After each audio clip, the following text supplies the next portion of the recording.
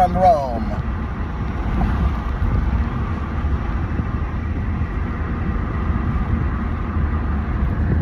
In our news today, no. I really don't like doing videos in cars. I don't like the look of it. I don't like it. But anyway, and no, I'm not driving. Anyway, so I'm in my car listening to NPR radio. Just one more proof that I'm not biased, that I try to keep an open mind. I read the Washington Post, the mouthpiece of socialism and the Democratic Party. I listen to NPR, which in my experience gives about 3 or 4 stories out of 10 of normal interest stories, and the rest, for the most part, are some form of democratic or socialist type of propaganda with a slant. And 2 examples today. I'm listening to I got in the car and they were talking. I came in the middle of a story about Haiti, and it seemed to be saying that the people were having problems, the Haitian gangs are out of control. I assume that means that's why the people are leaving Haiti and being immigrants, and that it's not fair, that we should take them and take them all and whatever. But I'm thinking to myself, I've said this before, usually these countries where people are fleeing to get out, the government is, look this up. In many cases, the government is going to be corrupt. In many cases, the government officials are going to be well fed while the people are hungry. I did look it up to see if by chance the president of Haiti was overfed, but he's not. He's a skinny looking guy, healthy looking guy. So that the theory didn't prove on this instance, but on many it will. Anyway, the point is, why instead of complaining about the United States, first off, if you don't like the immigration system in our country, then we should not revise it, but we should work on it and reform it if you don't like it. Number 2, it seems to me, from my reading and looking into it, it seems to me that in most cases, people are fleeing countries that are poorly run. And yet, the governments usually have plenty of money.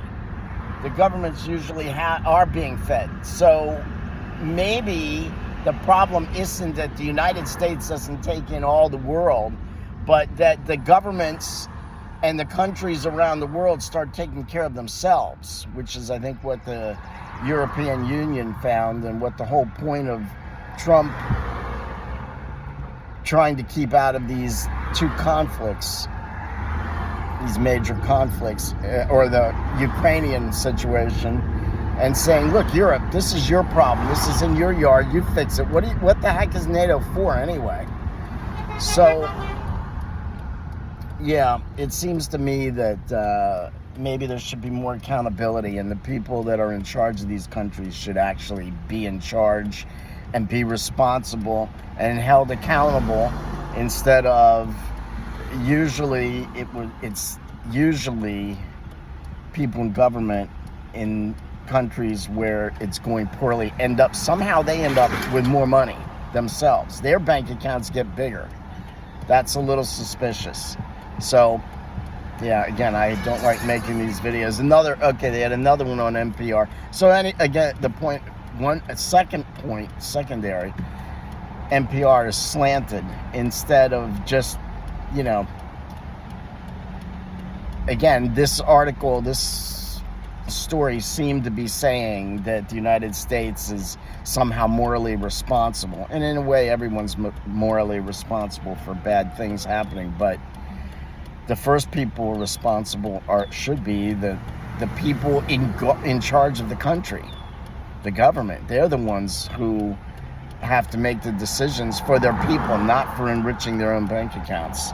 And the second article, what were they talking about? Oh boy. But it also had a slant to it. Now I can't remember what the article was about. One was about Haiti. Second one, well, anyway. So there you go. That's my take from listening to NPR on the regular. Biased. And so, it was something about biased. It was about Robert Kennedy, and they were saying the article was about vaccines. I'm going to guess they've had more than one article about Robert Kennedy and vaccines and any of the other things he's doing. I'm going to wonder how many have actually questioned the fact that in some cases vaccines, there have been problems with vaccines. Or is it, someone wants to do the research. I'm going to bet that they've had more than one negative story about Robert Kennedy and how he's doing his job, and no counterpoint whatsoever that there may be abuses in vaccines, and sometimes vaccines, there are problems that we should know about. And instead of reporting on that, it's just going to be against.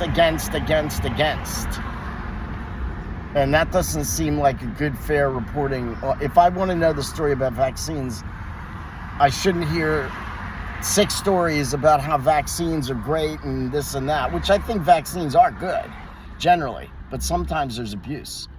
And sometimes things aren't done properly and testing isn't done properly. So it seems like there should be at least a few counterpoints so that we can sit there and judge for ourselves.